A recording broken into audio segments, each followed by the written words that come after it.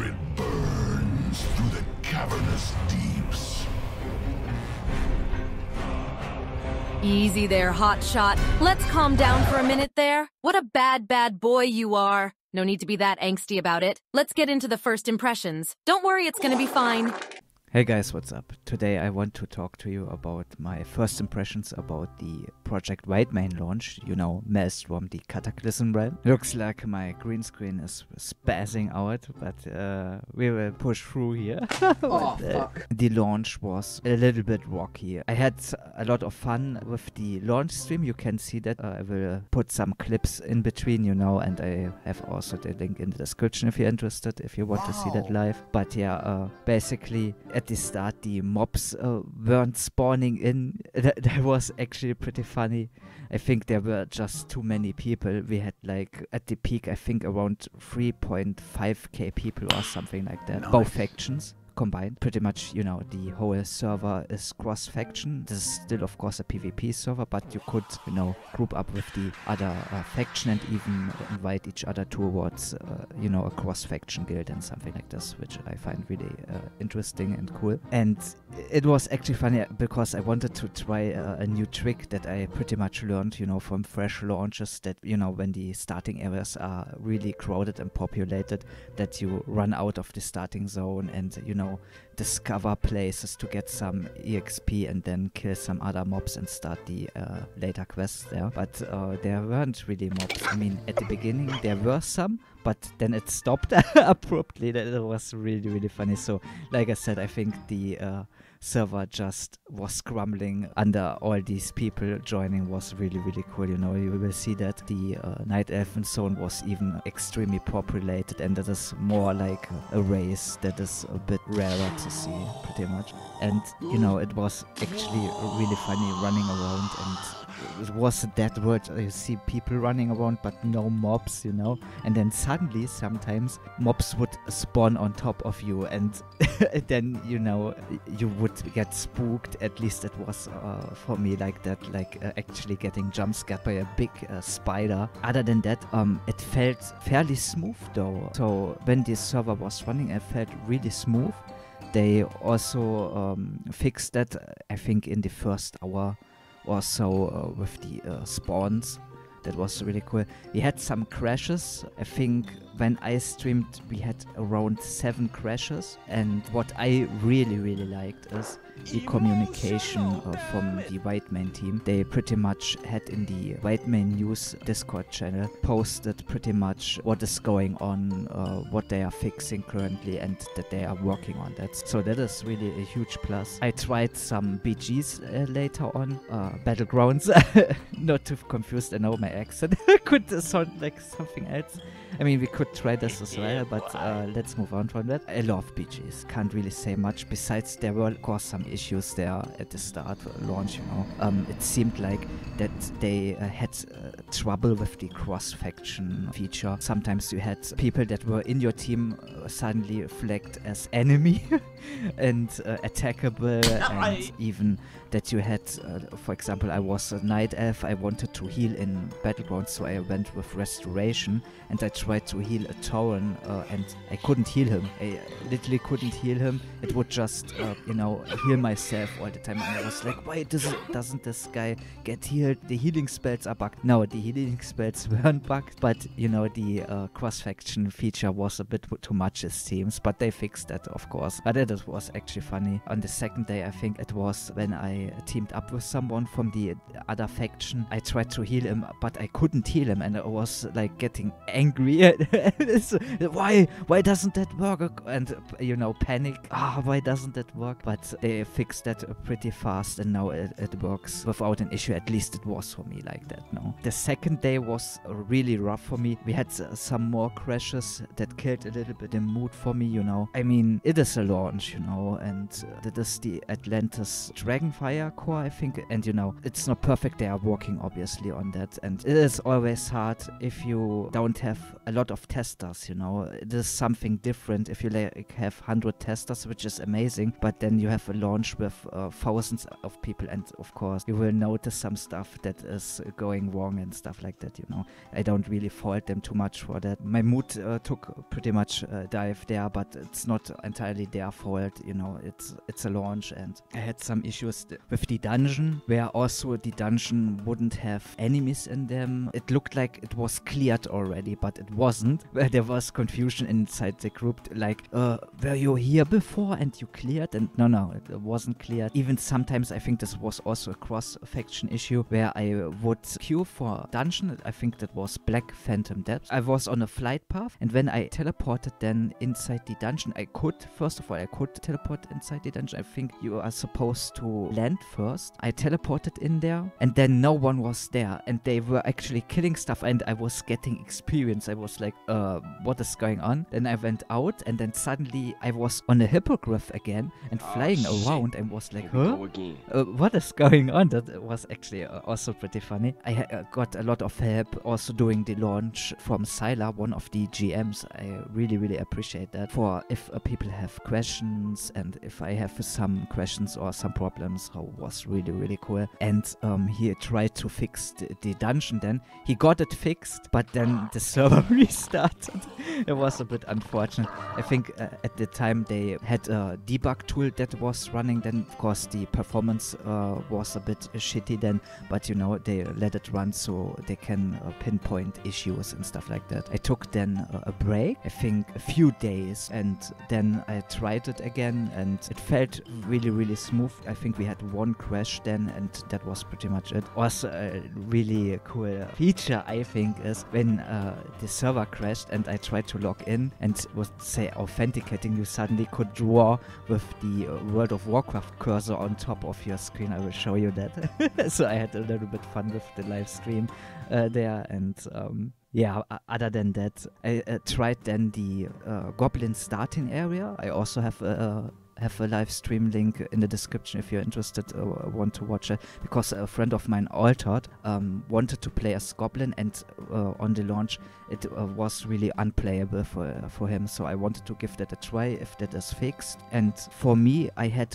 one quest break on me when I turned that in. Pretty much when you wake up, when you're stranded pretty much in the ocean, and you get revived by your goblin friend there. But I simply logged out and logged back in, and I could accept the next quest, so I could, you know, go on with my adventures pretty much. Then I had this quest with the raptors, you know, where you have to put eggs in a trap, and then the raptors would attack or eat the egg, and then they would leave behind their eggs. That was a bit strange. I don't know, maybe because I was a hunter and I had a pet, and so my aggro range was in theory bigger. When I put these eggs in, most of the time the raptors would just aggro on me, so I needed to be really sneaky, and then it worked. That was a bit rough. Other than that, there was another quest at the Naga side where you have this old god creature-esque thingy-magic what you need to kill. But the first time it just wasn't there. I didn't know what was up. That was of course a little bit annoying. I abandoned that quest and I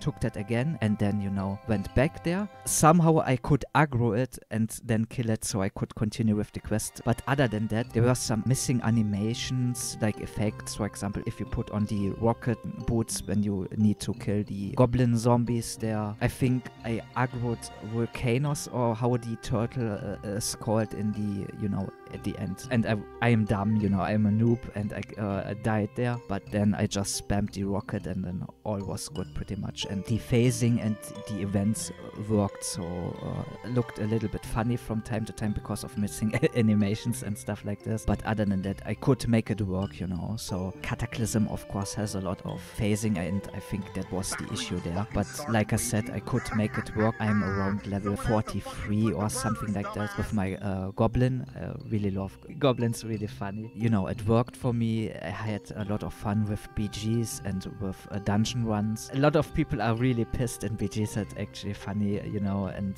they say pretty much, just let the enemy factions win, but I don't listen towards that. I just try my best. But yeah, you know, you get one-shotted pretty much by rogues. That is a bit rough, especially if you're in the bracket from level 10 to 19, because you will encounter quite a few people that already have the air heirlooms pretty much. That's a bit unfortunate, of course. I mean, you can run BGs and then get your own heirlooms. As soon as you're out of that bracket, it gets better. At least it was for me like that. I know I'm a hunter. I have easy going there because I use kill commands, 2 shots warrior, for example, or 1 shot a rogue, pretty much. So at least at the beginning, you know, in the later brackets you can actually react and need a little bit more skill, so that's actually fun. Another thing that I had a look at yesterday was the cash shop. In this stream before I was talking about that. Not gonna lie, when I skimmed through the cash shop, I needed to sit down because I wanted to stream at that day. I did in the end, but I was like, oh, should I really stream this? It is obviously subjective how I look at things and how other people look at things, but for example, you can buy the heirloom gear. I'm not a fan of that. I'm also not a fan of that, you know, that you, if you donate, you get features like indestructible armor or no resurrection sickness and half-stone cooldown removal and instant flight path travel and stuff like this. Maybe this isn't a big deal, you know, later on, same with the heirloom stuff, but I think I would have liked that more if, for example, with the heirlooms, they would have started selling this maybe a month later or something like that, you know, that because it is really harsh in the early brackets and BGs with all that heirloom stuff. I mean, you can power through that and buy PvP heirlooms pretty much. That is not an issue. You know, you get more, I think around 1.2x more honor. But yeah, it's I'm not a fan of that. I would have just liked it more if they would have more cosmetic stuff, you know, going really bananas with that. More mounts, more pets, more toys, you know, transmog stuff, like skimpy stuff, serious stuff, goofy stuff, you know, going really, really bananas with that. And maybe if you want to offer people something like for 30 days after you donated, maybe have it like that the transmogifying costs are removed pretty much. You don't have to pay the transmogifying costs, or you get it at a reduced cost. Same with the indestructible armor. Maybe have it like that you a 25% less durability loss, or it's 25% cheaper or something like this, you know, not just flat out remove that. I'm not really a fan. Maybe you could also, you know, start giving that out later. I mean, now I think it's a little bit too late since people already bought it, and that would be now unfair to take it away for other people and stuff like this. It's always a touchy subject, you know. The cool thing is, when I was talking with my chat about the cash shop stuff, Sylar, one of the GMs, came in and we had to talk, you know. He took a lot of feedback there. I really, really appreciate that. And also said there, I will show you of course some clips there.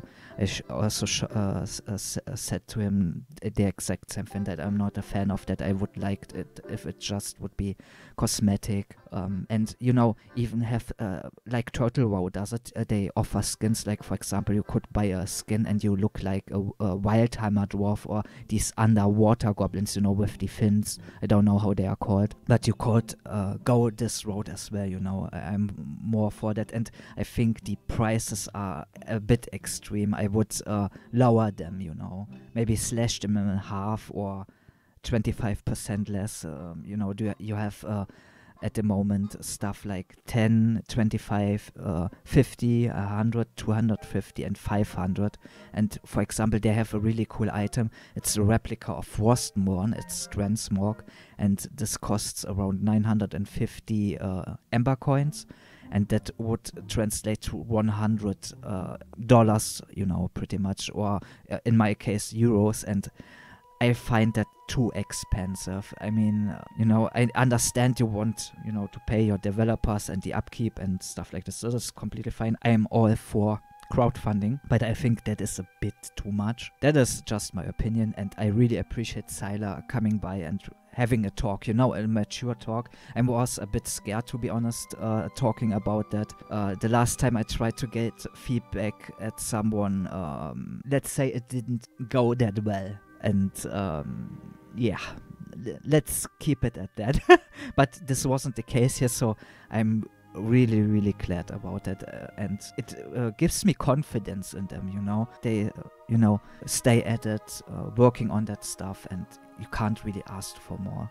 You know, it's a free project, you can play for free there, and they do their best, they tell you what is going on, and that is pretty much what I'm getting at. So if you had launch issues, maybe give it another go, you know, maybe give it another go. For me it was also really, really rough, and I lost interest pretty much, but hey, you know, it's over a week now or something like that. Maybe give it another go. What do you really have to lose here, you know? You know, that was pretty much it. Of course, you know, it's the first impressions.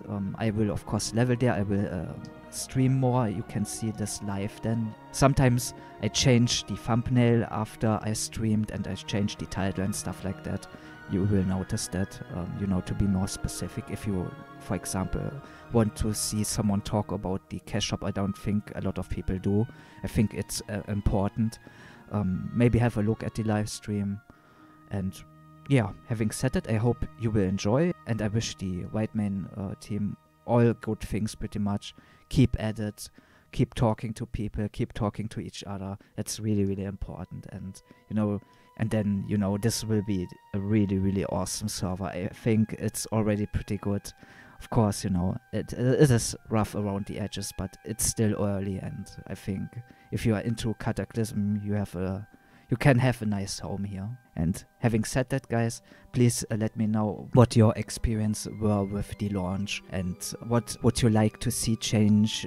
Same for the cash shop. If you have ideas, let me know. I will forward them to Sylar and the Whitemane team pretty much, you know. Yeah, having said that, have a nice day, guys. Stay safe out there, and until next time, bye-bye. I hope you enjoyed the video. Have a nice day, guys. Stay safe out there. Vincent out. Bye-bye.